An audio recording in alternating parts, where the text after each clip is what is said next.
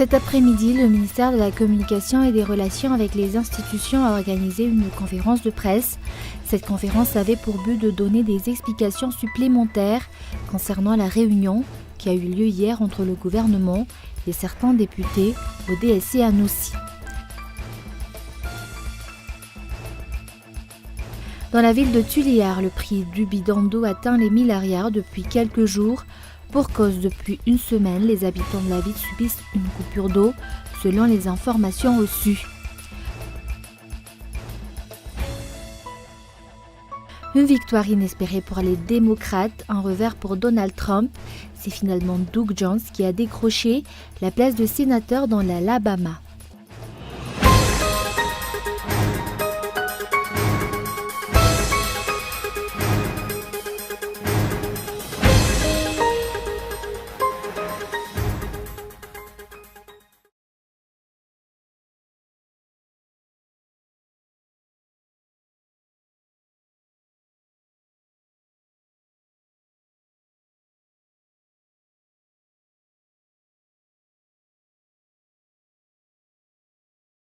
Bonjour à tous et merci d'être fidèles à ce rendez-vous avec l'actualité en français sur Cool TV. À la une, cet après-midi, le ministère de la Communication et des Relations avec les institutions a organisé une conférence de presse. Cette conférence avait pour but de donner des explications supplémentaires concernant la réunion qui a eu lieu hier entre le gouvernement et certains députés au DSC à Nosy. Reportage de André Arson. Après la réunion organisée par le gouvernement avec certains membres de l'Assemblée nationale hier, une entrevue considérée comme anticonstitutionnelle, le ministre de la Communication et des Relations avec les institutions Harira Adjassan a tenté de sauver les apparences en tentant d'apporter une explication à cette rencontre. Selon une source d'information, lors de cette rencontre hier à Nosy, c'est à peine si les participants ont abordé l'avant-projet du code électoral. Ce n'était apparemment qu'un prétexte pour attirer ces députés, car la réunion a principalement porté sur la prévision du chef d'État de réviser la Constitution. Il s'agissait pour le gouvernement de s'assurer que ces députés pro-régime, qui ne se sont pas présentés au nom du parti HVM, sont en faveur de cette révision constitutionnelle, notamment de l'article 47 de ce texte, toujours selon cette source. Certains députés présents sont d'accord sur cette révision et encouragent même le pouvoir exécutif à l'effectuer avant l'élection présidentielle. D'après cette source, mais en échange de cela, ces membres de la Chambre basse vont avoir droit à de nombreuses faveurs dans l'obtention de 4-4. Et actualité diplomatique, une élection réalisée dans le respect de la Constitution pour l'année prochaine. C'est ce que réclame le Premier ministre japonais d'après un ambassadeur du Japon à Madagascar. Le gouvernement fait état de Madagascar comme étant un état de droit se trouvant dans une atmosphère politique sereine. Un discours qui ne semble pourtant pas refléter la réalité du quotidien des Malagasy. Reportage. Une atmosphère politique sereine, un état de droit, le respect de la démocratie, c'est dans ces termes que le ministre des Affaires étrangères a décrit Madagascar ce jour lors de la célébration de la 84e année de l'empereur à Quito. Et pourtant, durant les 4 ans qui se sont écoulés de ce mandat présidentiel, les faits ont prouvé le contraire, le non-respect de la Constitution, la non-application des lois en vigueur, l'absence d'une véritable liberté d'expression. La HCJ, qui n'a toujours pas été mise en place, illustre ce propos. Le Premier ministre japonais fait partie de ceux qui réclament la mise en œuvre d'une élection dans le respect de la Constitution pour 2018. Les deux dirigeants émettent le vœu de pouvoir consolider en 2018. Les deux dirigeants émettent le vœu de pouvoir consolider en 2018 cette avancée de l'état de droit par la tenue d'élections présidentielles et législatives libres, transparentes, démocratiques et paisibles dans le respect de la Constitution Le Premier ministre avait exprimé sa volonté d'apporter son appui et son soutien pour la réussite de ces élections et d'une façon générale pour le maintien de la stabilité, la croissance durable qui profite à tous les Malagasy. Depuis 55 ans, l'État malagasy a tissé des liens avec l'État japonais dans le domaine de l'investissement. Les Japonais sont devenus actionnaires majoritaires de grandes compagnies du pays, à l'exemple des 47,7% des actions d'Amadvi. géants minières et industriels à Madagascar, qu'ils détiennent. La 7e conférence internationale de Tokyo sur le développement de l'Afrique, UTICAD, est prévue pour 2019. Toutefois, les projets entre Madagascar et le Japon n'ont pas encore été abordés.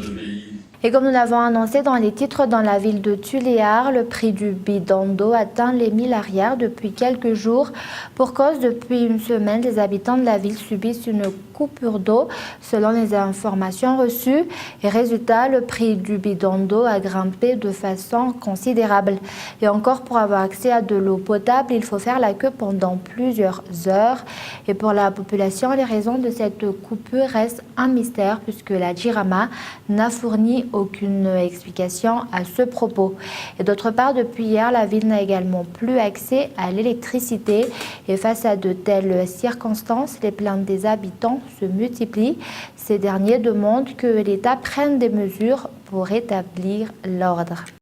Mais également dans l'actualité de ce jour, la remise de prix officielle pour les vainqueurs du concours Cover Band original a eu lieu ce jour dans les locaux de la station Cool TV FM.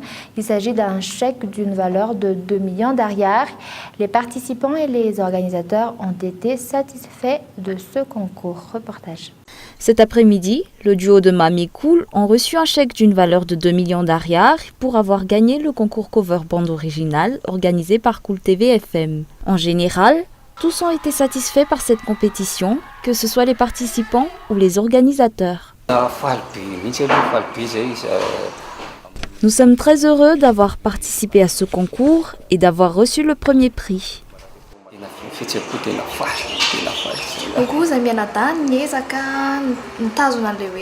Nous avons également fait des efforts considérables pour garder la place de coup de cœur et nous sommes contents que ces efforts aient payé.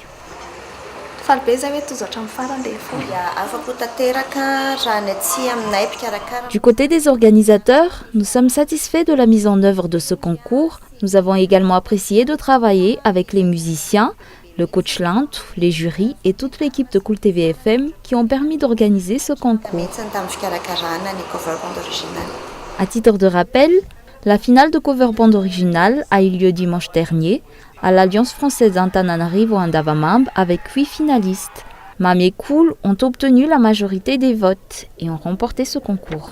Et avant de passer aux actualités internationales, Canal+ Madagascar a offert des décodeurs gratuits avec les offres qui leur sont rattachées à 200 centres d'enseignement. Ce don a été fait dans le but d'une amélioration du secteur de l'éducation à Madagascar.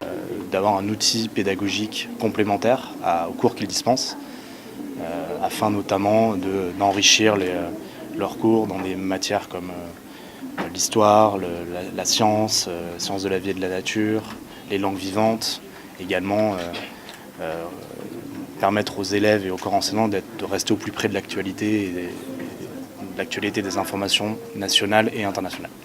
Voilà, donc nous équipons environ 200 établissements complètement gratuitement en décodeur et antenne Canal+, et bien sûr l'abonnement total qui va avec.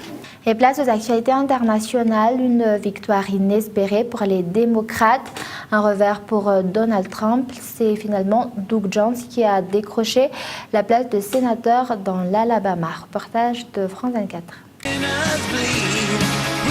Depuis 25 ans, jamais un démocrate n'avait été élu sénateur en Alabama. Doug Jones est en plus un outsider. Il n'avait jamais brigué aucun mandat avant cette élection. Un exploit. Je suis vraiment bouleversé. Mais vous savez, vous m'avez tous entendu dire ça à un point ou un autre de la campagne. J'ai toujours cru que les habitants de l'Alabama avaient plus en commun qu'ils n'avaient de division. Nous avons montré au pays que nous sommes unis. L'ancien procureur appelle à l'unité. Connu notamment pour avoir fait juger 2 membres du Ku Klux Klan dans les années 90, sa victoire a une portée symbolique dans cet État au passé ségrégationniste. Face à lui dans cette élection, l'ultra-conservateur Roy Moore. L'ex-juge est accusé de harcèlement sexuel sur mineurs, ce qui n'a pas empêché Donald Trump de le soutenir. Désavoué par les urnes ce mercredi, il est immédiatement abandonné par le président américain qui félicite le gagnant. Pour le républicain, la défaite est difficile à reconnaître. Quand le vote est aussi serré, ce n'est pas fini. On doit attendre le recomptage. Le problème avec cette campagne, c'est qu'on nous a dépeint de manière injuste et mensongère. Pour le camp républicain, l'échec de Roy Moore est toutefois un soulagement. Cela évite au parti d'avoir à assumer le cas Moore. Certains leaders républicains avaient déjà coupé les ponts avec le sulfureux candidat de peur d'être sali par association. Cette fois, pour Roy Moore, c'est la fin de la cour. Et un nouveau sommet pour la sécurité au Sahel. Emmanuel Macron a réuni une vingtaine de représentants autour du G5 Sahel. Objectif, accélérer le projet d'une force internationale dans la région. Écoutons les explications. Je souhaite souligner évidemment l'engagement de l'Union européenne, qui s'est déjà engagée sur 50 millions d'euros, mais également l'Arabie saoudite qui contribuera à hauteur de 100 millions de dollars et les Émirats arabes unis à hauteur de 30. C'est un premier engagement et ils ont aussi indiqué leur volonté de contribuer à faire davantage. Les États-Unis ont confirmé leur contribution de 60 millions de dollars. Et avant de se quitter, je rappelle les grands points de ce journal. Cet après-midi, le ministère de la Communication et des Relations avec les institutions a organisé une conférence de presse. Cette conférence avait pour but de donner des explications supplémentaires concernant la réunion qui a eu lieu hier entre le gouvernement et certains députés au DSC à Noucy.